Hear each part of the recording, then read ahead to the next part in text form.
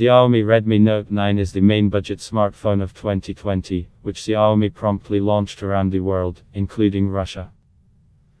The company did not delay the global release of the model, realizing that, like the previous smartphones of the line, it will be a hit. Did Xiaomi manage to make the Redmi Note 9 a hit that would be worth buying? I went for a whole week with a new smartphone and found out everything in practice. Skilled being a flagship. It has long been clear that Xiaomi does not seek to make smartphones from the same line similar to each other, even if we are talking about models of two adjacent generations. Redmi Note 9, which has changed in comparison with Redmi Note 8 beyond recognition, is direct proof of this. Redmi Note 9 is almost completely gone to flagship. The device looks more like an expensive smartphone than a representative of the mid-budget line, to which it logically should belong. However, belonging to the flagships is noticeable only externally. It is worth taking a smartphone in your hands, as soon as it becomes clear that this is not the flagship after all. This is shouted by the plastic back surface of the case, which smoothly transitions to the edges. Not to say that this is a big minus, and many people like plastic cases much more than glass ones because of their practicality. However, it is important to know about this. In the photo, especially on official ones from Xiaomi itself, the smartphone case may well seem glass. In addition, I honestly admit that after more expensive smartphones, you can feel the cheapness of the plastic case of the new Redmi Note. Xiaomi would not be Xiaomi if it didn't have some chip. It is also available in Redmi Note 9. The smartphone case has a special nano coating. It's invisible, convenient, right? And serves to protect the case from small scratches and splashes.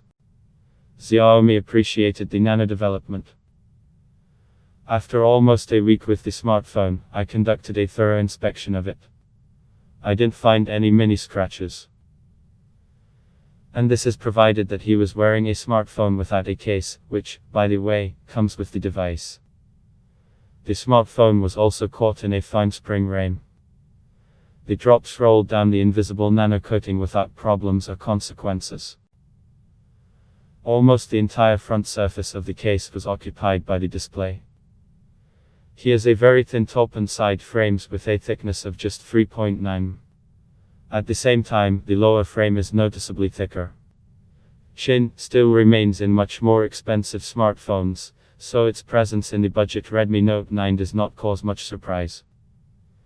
The front camera is built into a hole in the screen, an important design point. First of all, because thanks to this, the upper frame is as thin as the side ones. It was not necessary to leave a platform for placing the front on the frame. But the main thing is that the front camera located in the screen clearly distinguishes the Redmi Note 9 from its predecessors. In fact, the smartphone uses technology that has recently reached the flagship Xiaomi. And now it is used in the state budget. The differences between the Redmi Note 9 and last year's Redmi Note 8 in terms of design do not end there. Walk so walk, decided in Xiaomi and made radical changes throughout the body. On the back of the smartphone in the middle is a square block with 4 cameras. Under it, at a comfortable distance, is a fingerprint scanner. The previous model didn't have anything like this. The difference is like between smartphones from different lines. Xiaomi clearly knows for whom it makes inexpensive smartphones from the Redmi Note line.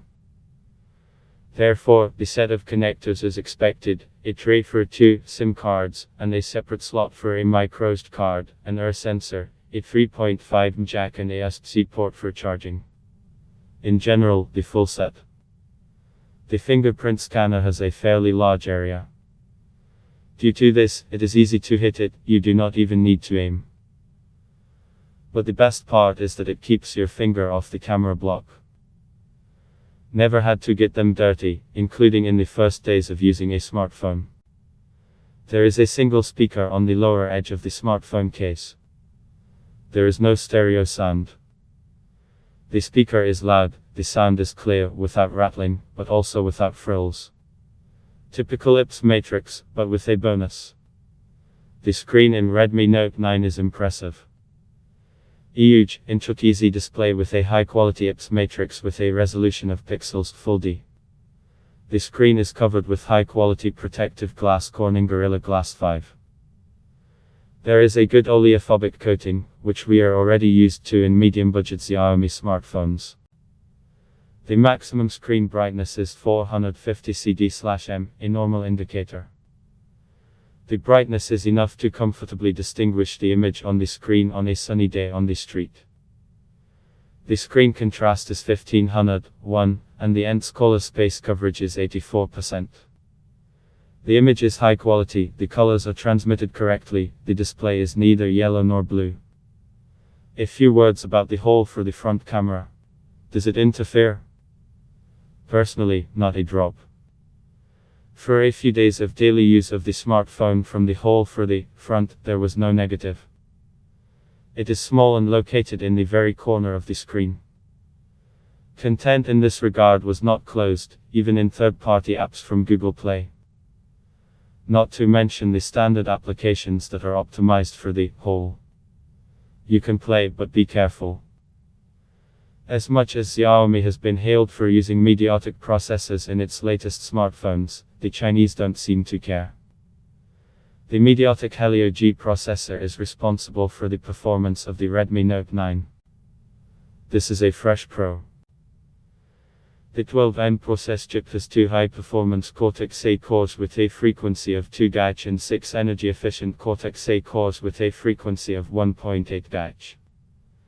The chip has a built-in Mali GMIC video processor with a frequency of 1 GHz. Redmi Note 9 RAM is 3 or 4 GB, depending on the configuration.